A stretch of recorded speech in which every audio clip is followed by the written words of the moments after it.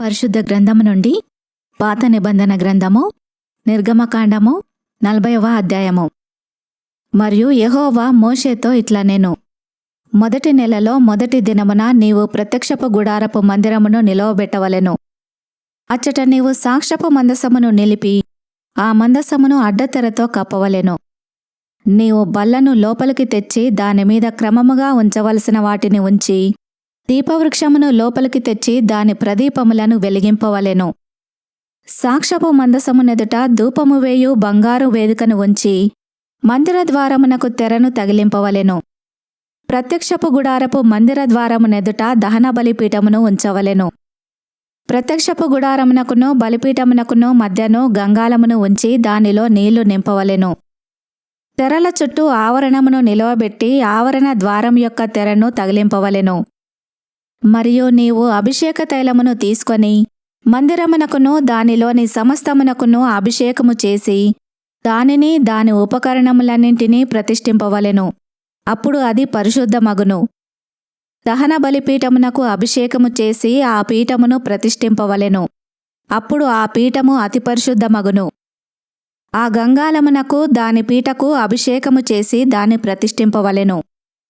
మరియు నీవు అహరోనును అతని కుమారులను ప్రత్యక్షపు గుడారం యొక్క ద్వారమునద్దకు తీసుకొని వచ్చి వారిని నీళ్లతో స్నానము చేయించి అహరోను నాకు యాజకుడగునట్లు అతనికి ప్రతిష్ఠిత వస్త్రములను ధరింపచేసి అతనికి అభిషేకము చేసి అతన్ని ప్రతిష్ఠింపవలెను.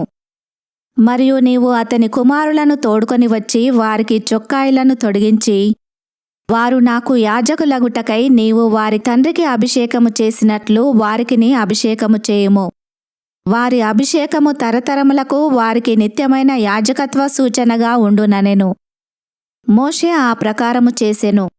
యెహోవా అతనికి ఆజ్ఞాపించిన వాటినన్నింటినీ చేసెను. అలాగుననే చేసెను. 2వ సంవత్సరమున మొదటి నెలలో మొదటి దినమున మందిరము నిలవబెట్టబడెను.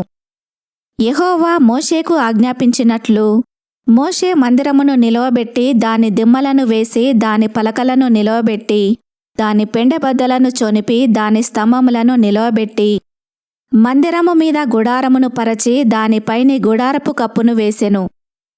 మరియు యెహోవా మోషేకు ఆజ్ఞాపించినట్లు అతడు శాసనములను తీసుకొని మందసములో ఉంచి మందసమునకు మోతకర్రలను దూర్చి దానిమీద కరుణాపీఠమునుంచెను.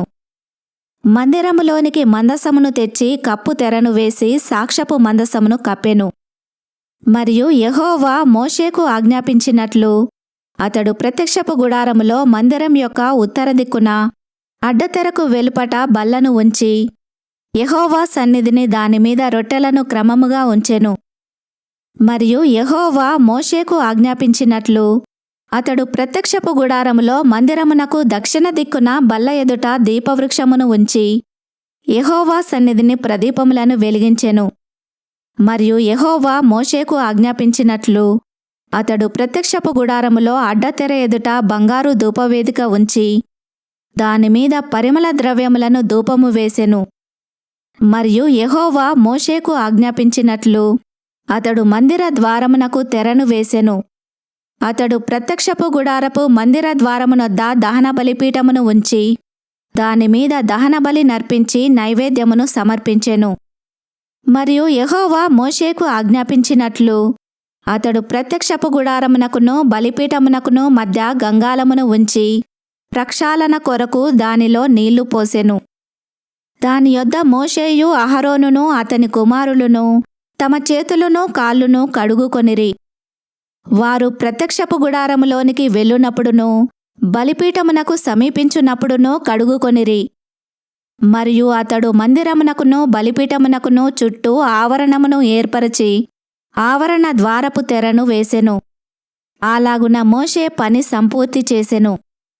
అప్పుడు మేఘము ప్రత్యక్షపు గుడారమును కమ్మగా యెహోవా తేజస్సు మందిరమును నింపెను.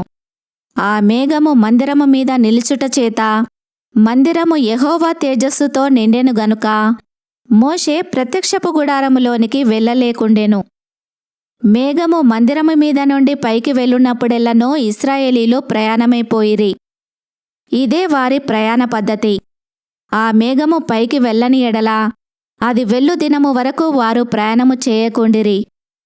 ఇశ్రాయేలీలందరి కన్నుల ఎదుట పగటివేళ యెహోవా మేఘము మందిరము మీద ఉండెను, రాత్రివేళ అగ్ని దానిమీద ఉండెను. వారి సమస్త ప్రయాణములలో ఈలాగుననే జరిగెను. ఈ వాక్యమును విన్న మిమ్ములందరినీ దేవుడు దీవించునుగాక. ఆమెన్.